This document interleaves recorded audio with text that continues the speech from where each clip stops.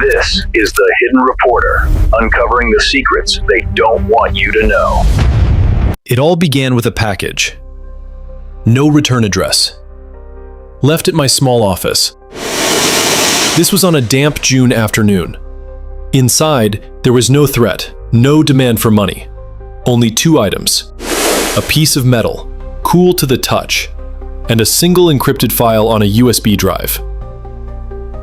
I'm a journalist. For a decade, I've chased conspiracies. My colleagues mock me for it. I'm used to hoaxes. But there was something about this piece of metal. It felt impossibly light in my hand. A friend at a physics lab analyzed it for me. Under an electron microscope, it showed no familiar crystal structure. It's like it was printed from nothing, he said, his voice filled with awe. The USB drive was the key. After sleepless nights, a white hat hacker helped me. We broke the encryption. It wasn't blurry photos of a flying saucer. It was a name. Dr. Eris Thorne. Thorne was once a star in archaeology and ancient linguistics. His career was ruined by a single, shocking thesis. He wrote about technological intervention in ancient myths. He claimed the gods, who brought fire and knowledge, were ancient astronauts. The academic world turned its back on him. I found Thorne living in seclusion in New Mexico, not far from the alleged Roswell crash site of 1947. When I placed the metal artifact on his table, he wasn't surprised. It found its way to the right person, he said, his voice a low gravel. The debris from Roswell, he continued, the military's weather balloon. It had the exact same properties as this. According to Thorne, the alien ship story is just a cover. The truth is far stranger, far bigger. He believes the object found at Roswell wasn't a vehicle. It was part of an ancient containment cell, a prison, and inside there was a living entity. This is where the story went from unbelievable to insane. That's when I received a second email from the anonymous source. It contained a single leaked document fragment. It looked like an interrogation transcript. Top secret file excerpt. Project Blue Book, Addendum 7C. Security code MJ12 Prometheus.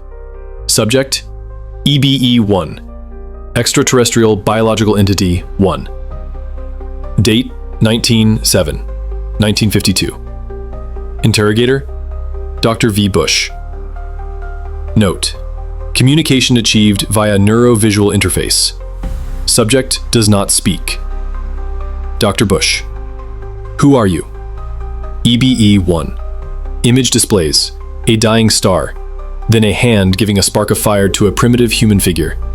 I am the gift bringer, the giver, the one chained for sharing the flame. Dr. Bush.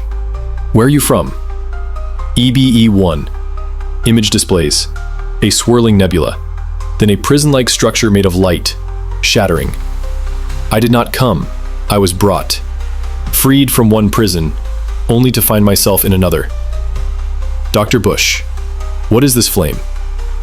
EBE1. Image displays complex physics equations, DNA schematics, pyramids being built in seconds. The answer to every question you have yet to learn how to ask. I was speechless. EBE1. Prometheus, the gift bringer. Eris Thorne's wild theories were no longer just theories. They matched this leaked file perfectly. But the most compelling proof came from an encrypted call. The man on the other end called himself Falcon, a former security commander at Area 51, specifically at an underground facility codenamed S4. Groom Lake is just a stage, Falcon's tense voice crackled. The stealth planes, the spy jets, it's all a show for foreign satellites. The real work happens 15 stories underground. He spoke of the vault, the most secure location on Earth. He was never allowed inside, but he guarded its perimeter. He saw the world's top scientists enter and exit. Their faces showed a mixture of terror and reverence. He heard them whisper about the guest. This is not some little gray alien, Falcon insisted. We heard sounds through feet of solid lead and rock. Sometimes it was a strange music, other times a great machine. One time, security failed. I saw a flash on the monitor. A figure, tall, radiant, and without a fixed form. It was not a prisoner. It was a god in a cage. Falcon's testimony confirmed everything. The artifact, Thorne's theory, the interrogation file, the witness. They all pointed to one terrifying conclusion. My personal viewpoint, based on this evidence, is this. Area 51 is not hiding a crashed saucer. It is a laboratory and a prison.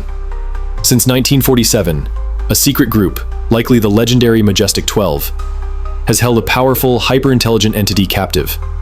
They have milked this entity for knowledge, creating our modern world. The laser, fiber optics, microchips, all from the gift of Prometheus. We are living in a world built on stolen technology, stolen from an imprisoned god. The question is, what happens when that god wants its freedom? And why, after 70 years of silence, is this story being leaked now?